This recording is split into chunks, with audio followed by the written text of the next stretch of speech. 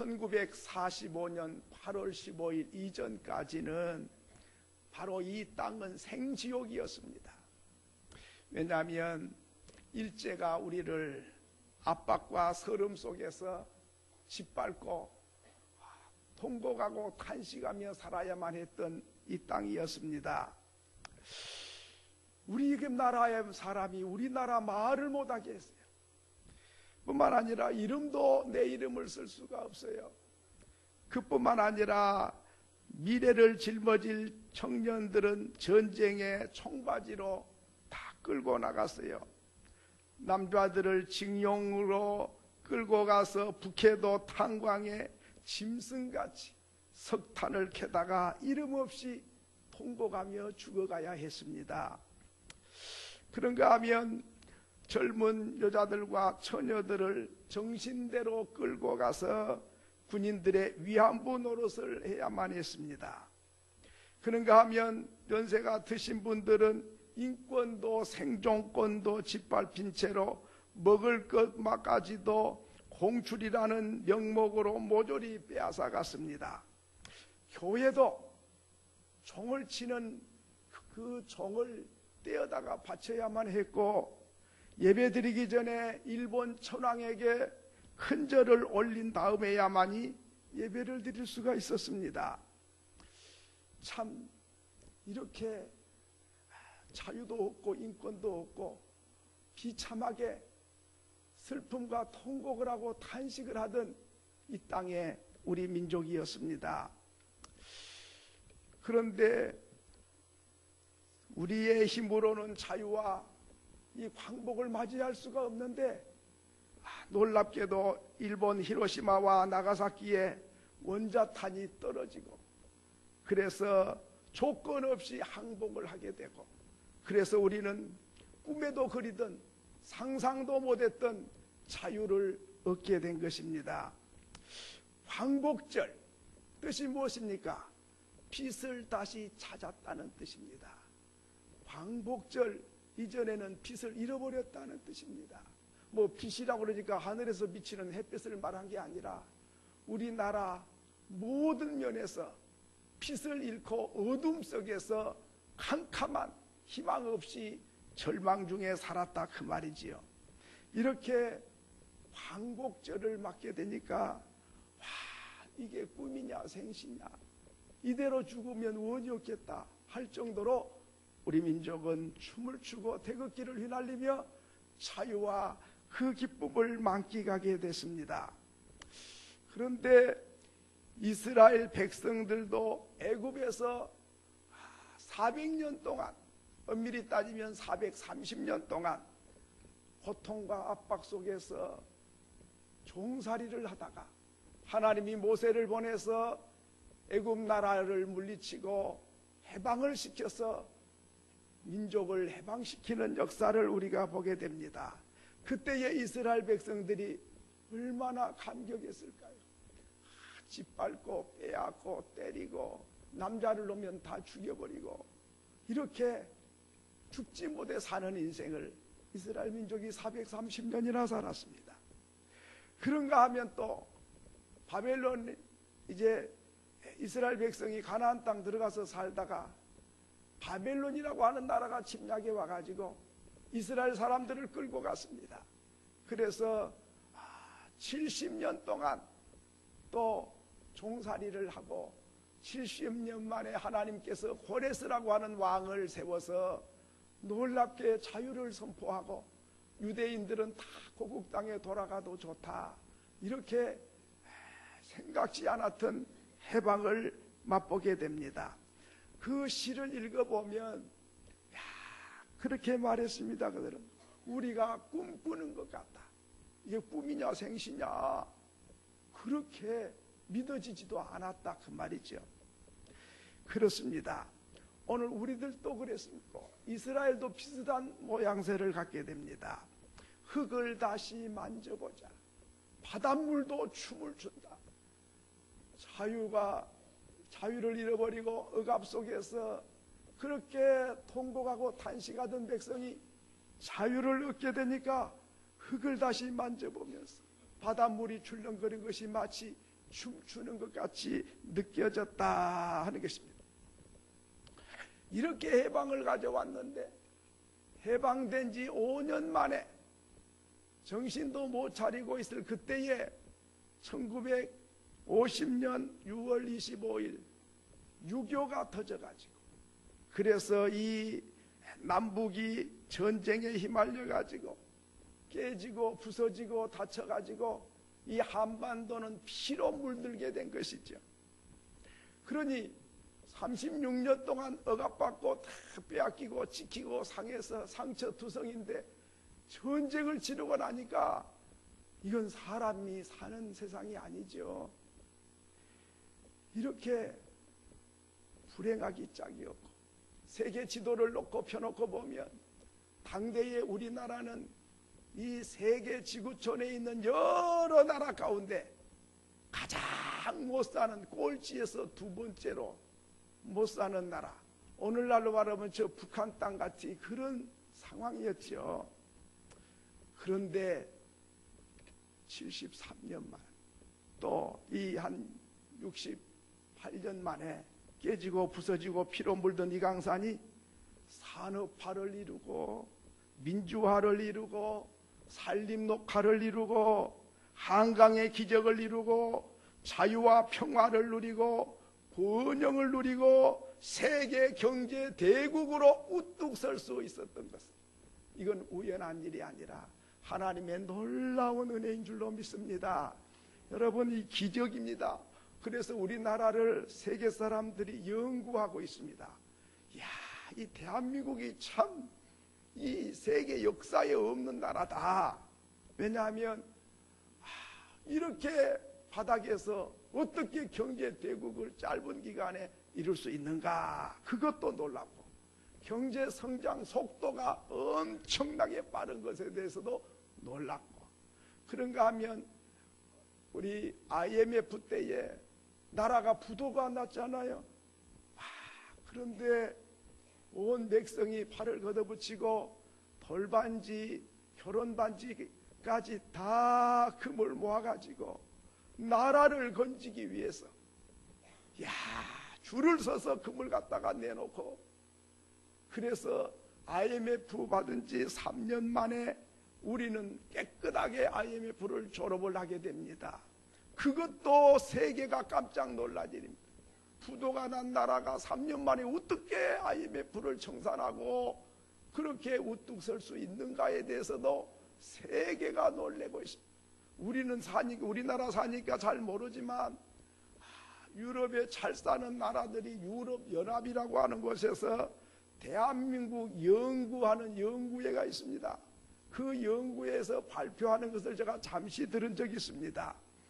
들어보니까 어떻게 해서 대한민국이 이렇게 됐는가, 보조받는 나라가 보조하는 나라가 됐는가, 어떻게 이렇게 급성장을 할 수 있는가, 어떻게 깨지고 부서진 민족이 이렇게 힘있게 일어날 수 있는가, 여러 각도로 정치, 경제, 외교, 문화 여러 각도로 연구를 해서 발표를 하고 있는데, 대한민국, 세계에서 대한민국 국민만큼 나라를 사랑하는 민족이 없다 그러면서 감탄을 하고 있습니다. 여러분, 우리가 개인이 잘 사는 것도 중요하지만 나라가 든든하게 너무 중요합니다. 왜냐하면 나라가 형편없으면 그 나라 백성은 여행에 제한을 받아요. 뭐 여권 있다고 다 가는 게 아니에요.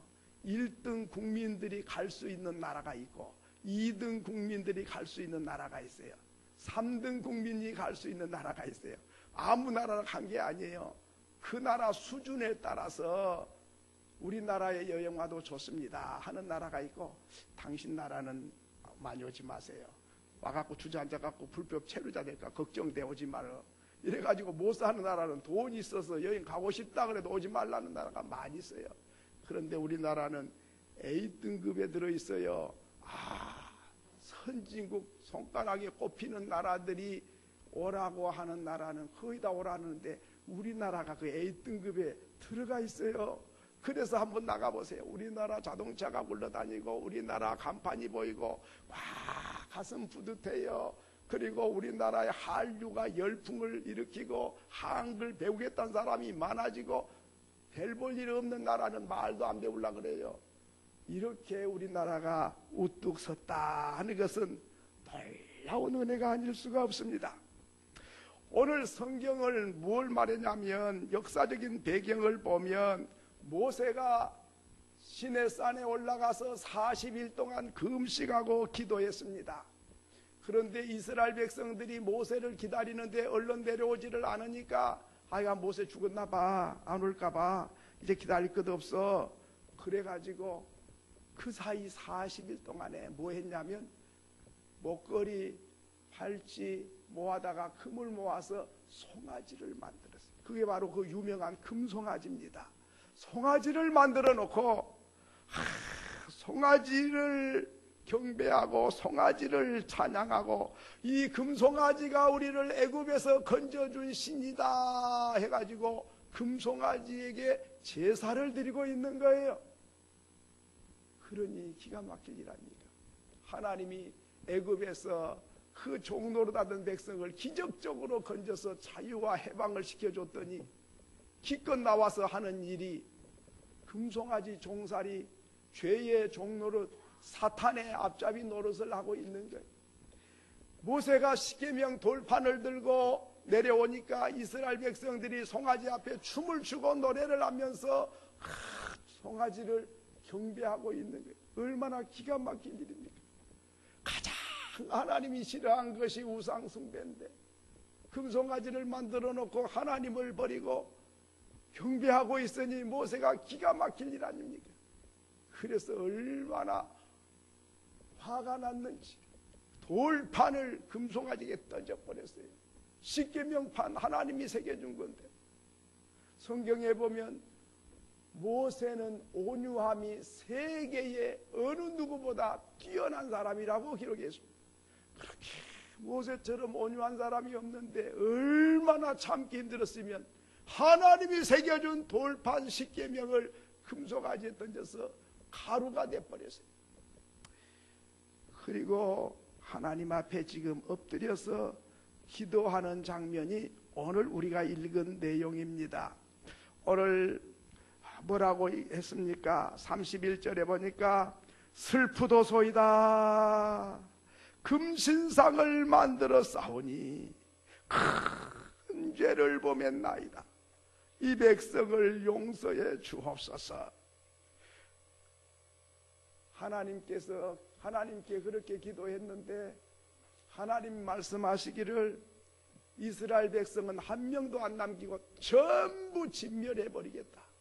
그리고 모세야, 네 자손들을 통해서 내가 거룩한 나라를 세워서 가나안 땅으로 인도해 주겠다. 그렇게 말씀했습니다. 그러면 아이고 하나님 잘하셨어요. 이 민족 구제불능입니다. 세상에 내가 40일 동안 안 보인다고 금송아지 섬기는 거 보니 싹시 놀았네요. 이런 민족 가지고 아무것도 못해요. 깨끗하게 빗자루질해버리고 나와 우리 후손을 통해서 거룩한 나라를 세우셔서 영광을 받으시옵소서. 그리고 싶은 마음이 있을 건데 그렇게 하지를 않고 하나님 이 민족을 용서해 주세요. 만약에 용서하지 아니하실 것 같으면 기록한 책에서 내 이름을 지워버려 주옵소서. 무슨 말입니까? 하늘나라의 생명책에 기록된 내 이름을 깨끗하게 지워주세요. 나 지옥 가도 좋아요. 이 백성을 용서하셔서 함께 천국에 들어가게 하시든지 아니면 내 혼자 천국 갈 마음 없어요. 이 백성 구원받지 못하면 내 이름도 생명책에서 지워주옵소서. 목숨을 걸고 기도하게 됐다 하는 것입니다. 오늘 우리는 이 말씀을 가지고 몇 가지 어떻게 나라를 사랑해야 하는가에 대해서 잠깐 몇 가지 말씀을 드리려고 합니다. 첫째는 나라와 민족을 위해서 기도하는 것이 나라를 사랑하는 것입니다. 한번 따라합시다. 나라와 민족을 위하여 기도하는 것이 나라와 민족을 사랑하는 것입니다. 믿으시면 아멘. 여러분, 나라 사랑한다 그러니까 뭐 다른 것이 아니라 나라와 민족을 위해서 우리는 기도하는 사람, 그냥 건성으로가 아니라 모세처럼 생명을 걸고 기도하는 사람이 나라를 사랑하는 사람. 성경 역사를 보면 위태롭고 나라가 황폐해지고 진노가 임박하 했을지라도 하나님께 목숨 걸고 기도하는 그 사람을 통해서 하나님께서는 그 나라를 건져주십니다. 구약 역사가 대부분이 그런 거예요.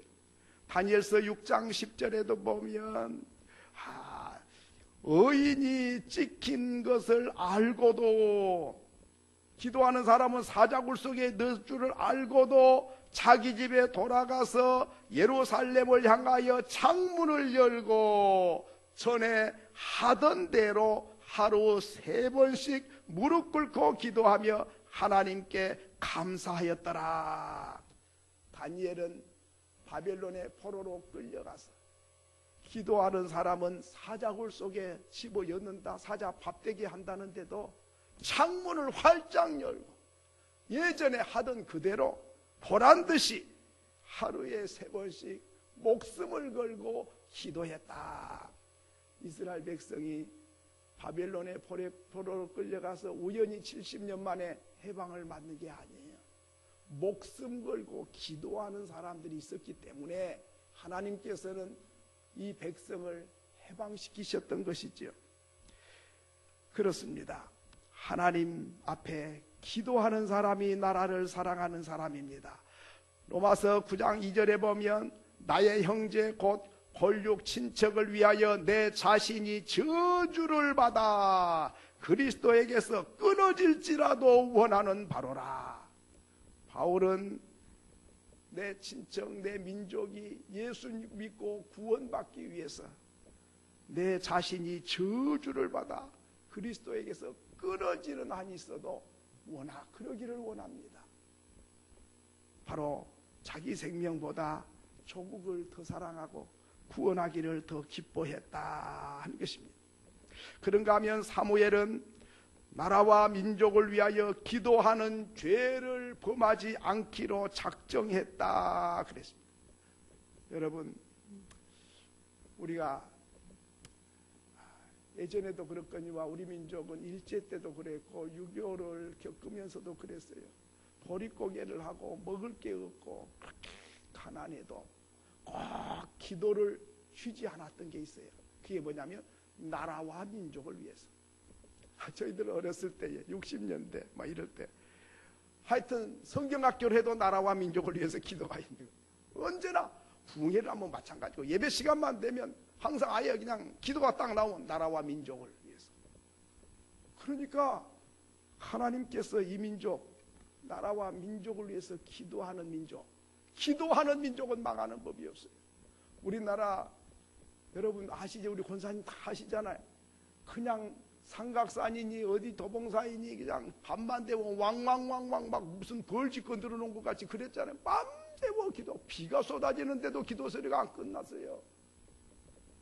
요즘에 환경단체에서 자연을 보호한다고 울타리를 막아놓고 난 뒤로부터는 이제 점점 기도가 식어져가지고 울타리 걷어놔도 잘 안 가, 교회도 잘 안 오고 얘 기도를 안 하려고 그러잖아요. 배가 부르면 기도가 자꾸 시들어져요. 경제가 살아난 건 좋은데 경제가 살아나면 믿음이 자꾸만 퇴보하는 게 문제예요. 경제가 살아나면 믿음도 저 살아나면 얼마나 좋겠어요.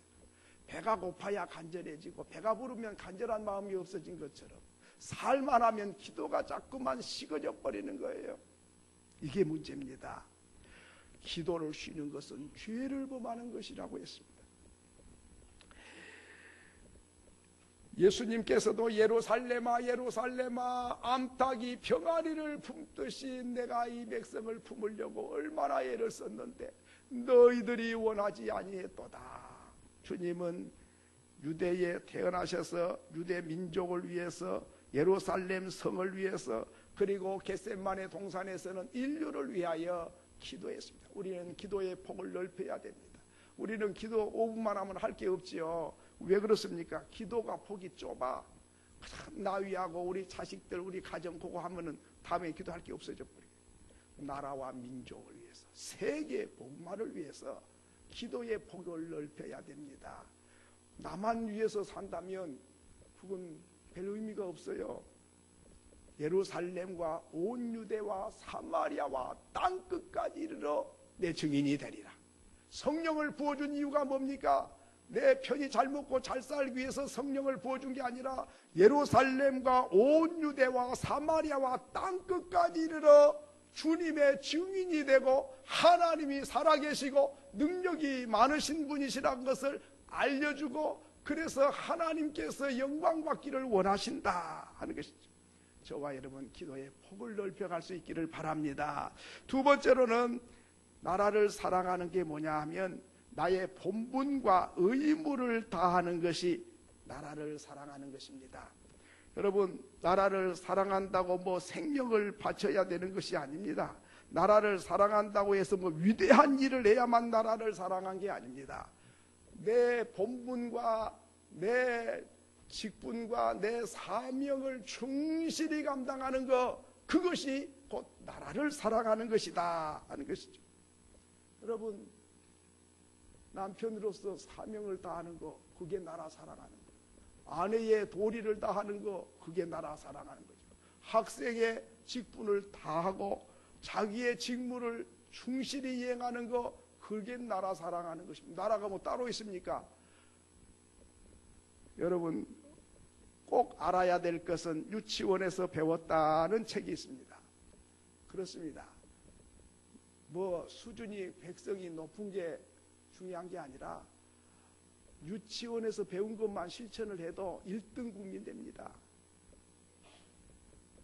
그렇습니다. 오늘 우리가 참 나라를 사랑하는 거 뭐냐? 내 할 도리를 다 하는 것입니다.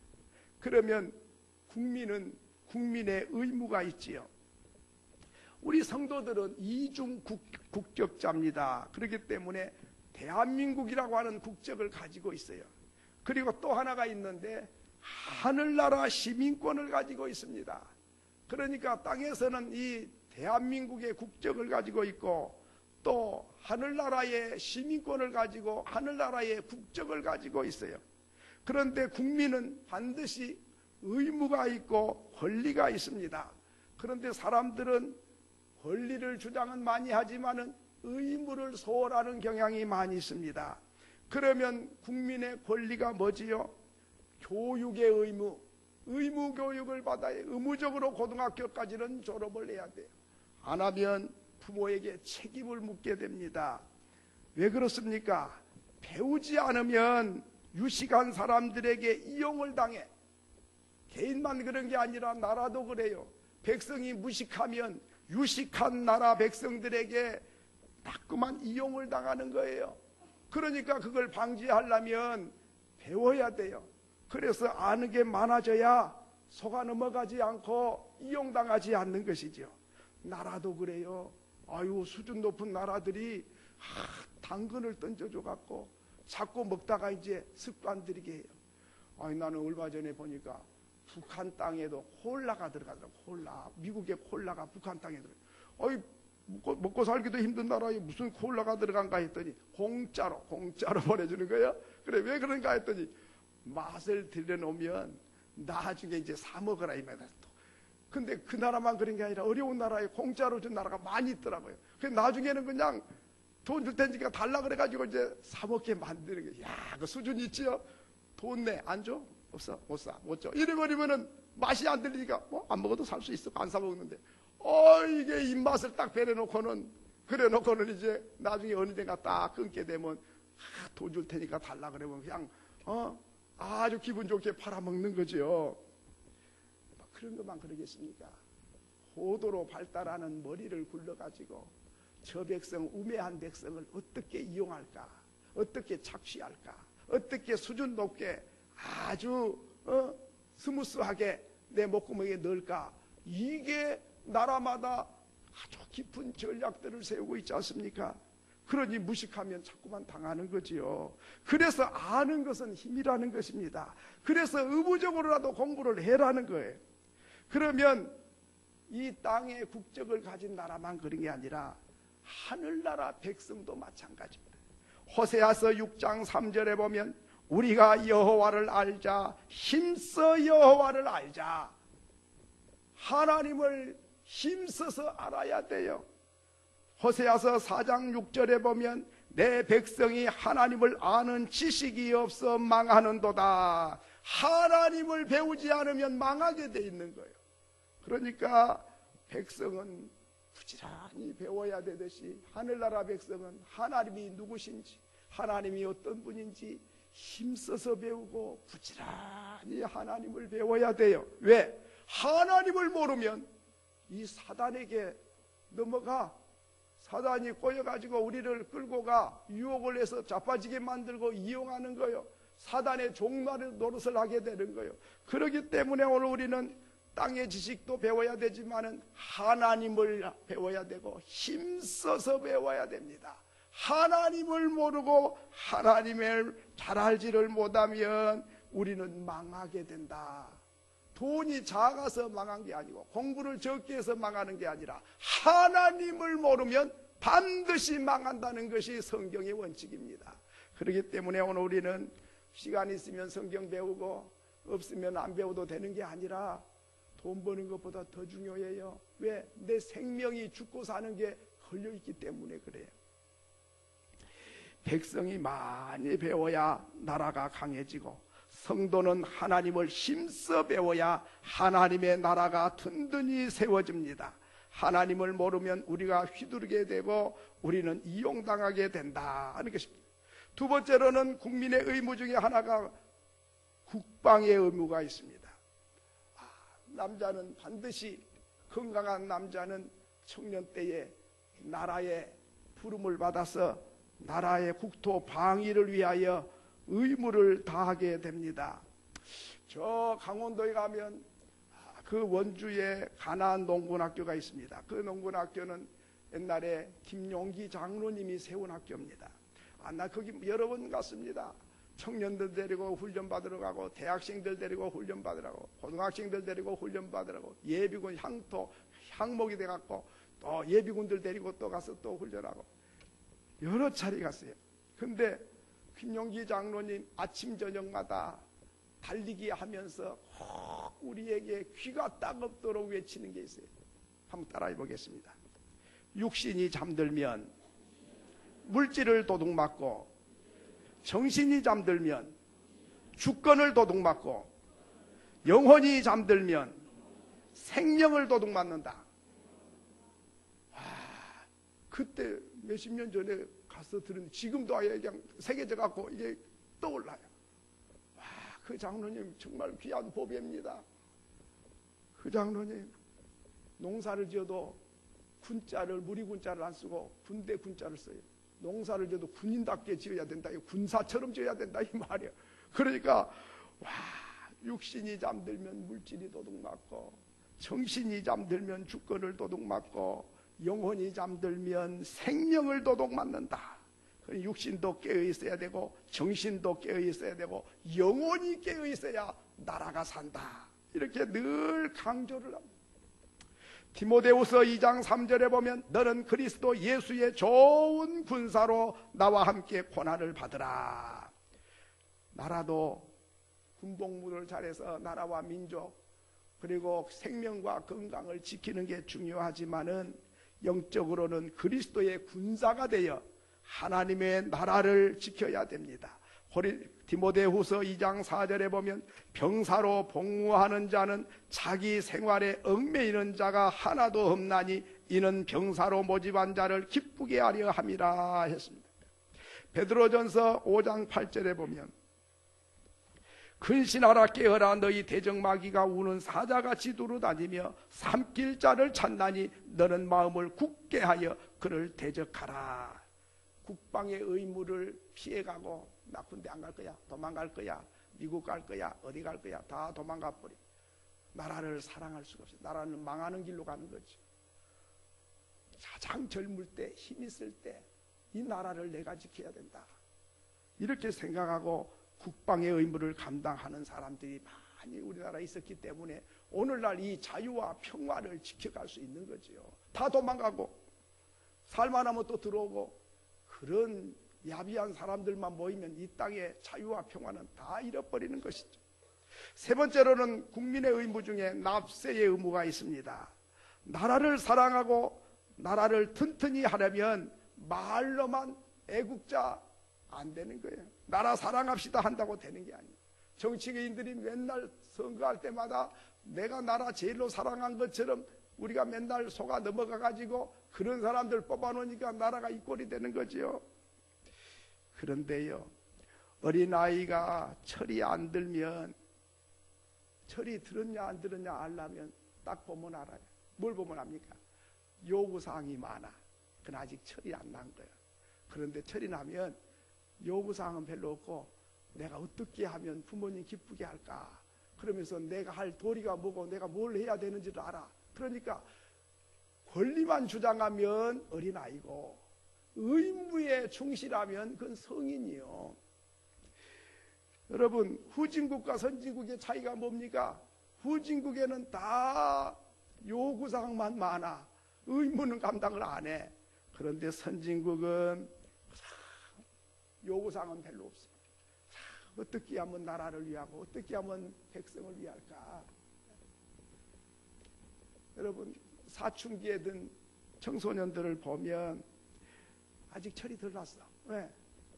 불평이 많고 원망이 많고 어머니 아버지가 그렇게 잘해준데도 못마땅하다. 그게 바로 사춘기 맞이한 거지. 철이 들면 어떻습니까? 아이고, 어머님 고맙습니다. 아버님 고맙습니다. 이게 이제 철난 거죠. 우리의 사고에 사춘기를 맞이한 사람이 많아요. 어른은 됐는데 나이는 많아졌는데 생각하는 것이 꼭 사춘기에 드러낸 같이 불평이 많고 요구사항이 많아. 그는 철이 안 난 거죠. 나라도 그래요. 선진국이 되려면 의무에 충실해요. 의무보다 더해. 그래서 이웃을 위하여, 참 어려운 사람들을 위하여 기부 문화가 발달하고 많이 나눠주는 것이 기쁨이고 그것이 나의 삶의 본분이 된 사람들, 그게 선진국이죠. 그렇습니다. 오늘 우리는 이 땅에서 납세의 의무란 것이 있습니다. 그러면 예수님께서도 그걸 강조했어요. 이 가이사에게 세금을 바치는 것이 옳은 일입니까? 그런 일입니까? 그때 예수님 말씀하시기를 가이사에게 것은 가이사에게 바치고 하나님의 것은 하나님께 바치라. 이 땅에 국적을 가지고 있으면 이 땅의 백성으로서의 사명을 다하고 그리고 세금을 제대로 바치고 하나님의 것은 하나님께 바치라. 11조가 하나님의 것이라면 도둑질하지 말고 하나님께 바쳐라, 그 말이죠. 이렇게 의무를 잘 감당하는 사람들이 나라를 사랑하는 사람이요 자유와 평화를 지켜가는 사람이라 하는 것입니다. 마지막으로는 나라를 사랑하는 것은 복음을 전파하는 것입니다. 로마서 8장 1절로 2절에 보면 예수 안에 있는 자에게는 결코 정죄함이 없나니 이는 그리스도 예수 안에 있는 생명의 성령의 법이 죄와 사망의 법에서 너희를 해방하였습니다. 이스라엘 백성은 애굽에서 해방을 시켜줬어요. 그랬는데 몸은 해방이 돼서 자유함이 얻었는데 광야에서 금송아지를 섬기는 금송아지 종이 다시 돼버렸어요. 이게 중요합니다.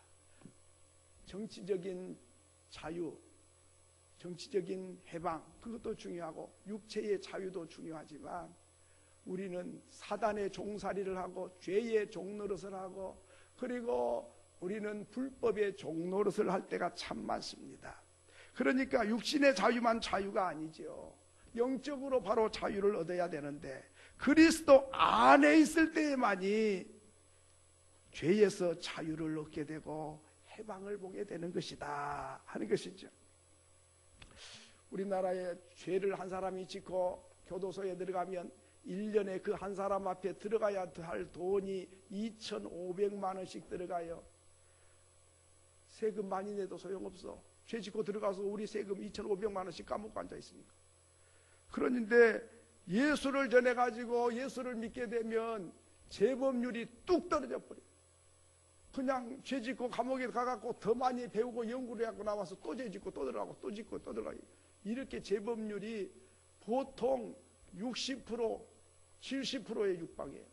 그런데 교도소도 기독교 교도소가 있어요. 모범수들을 불러다가 훈련을 시키고 성경을 가르치고 기도회를 가지고 말씀을 가르치고 부흥회를 하고 이렇게 했더니 그 안에서 예수를 믿는 사람이 많아져 가지고 재범률이 뚝 떨어져 가지고 새 사람이 돼버려. 다른 교도소에서 나오면 또 짓고 또 들어가는데 예수 만난 사람들은 그러지를 않는 거예요. 여러분, 세금 많이 낸 거 중요한 게 아니에요. 범죄를 줄여야 돼요. 범죄 줄이려면 예수를 믿어야 돼. 복음을 전하면 하나님을 사랑하고 이웃을 사랑하고 나라를 사랑하고 가치관이 확립이 되고 죽은 영혼이 살아나고 사는 목적을 바로 알기 때문에 바로 인생이 변화되기 시작하는 것이죠. 덴마크의 그룬투비라고 하는 목사님은 하나님을 사랑하고 이웃을 사랑하고 땅을 사랑하자 황폐화되고 참 거지 같은 나라였는데 지금은 대농업 국가가 돼가지고 얼마나 잘 사는 나라로 바꿔놓은지 모릅니다. 그렇습니다. 예수를 전해지면 생각이 바뀌게 되고 삶이 달라지고 가치관이 바뀌게 되는 거죠. 예수 안에 해방이 있습니다. 예수 안에 자유가 있습니다. 예수 안에 소망이 있습니다. 예수 안에 기쁨이 있습니다. 예수 안에 생명이 있습니다. 그렇기 때문에 만가지 문제에 만가지 답이 뭐냐? 예수요. 무슨 문제 어떤 일이 있어도 예수가 들어가면 해답이 되는 거예요. 그렇기 때문에 오늘 우리는 복음을 전하는 것이 하나님의 소원이기도 하고 생명 건지는 것도 되지만은 나라 사랑하는 길이 복음 전하는 것보다 더 귀한 일이 없다는 사실입니다. 여러분, 예수 잘 믿는 나라가 살기 좋은 나라요. 예수 잘 믿는 나라가 복지국가입니다. 예수 잘 믿는 나라가 자유와 평화와 번영을 누리는 나라입니다. 예수 잘 믿는 나라가 선진국이요. 예수 잘 믿는 나라가 이민 가고 싶은 나라요. 예수 잘 믿는 나라가 여행 가고 싶은 나라입니다. 예수 잘 믿는 사람, 그 사람이 인격자고 그 사람이 하나님의 사람이고 그런 사람이 모여 사는 나라가 참 복받은 나라예요. 저와 여러분이 그런 나라를 세워갈 수 있기를 주의 이름으로 축원합니다.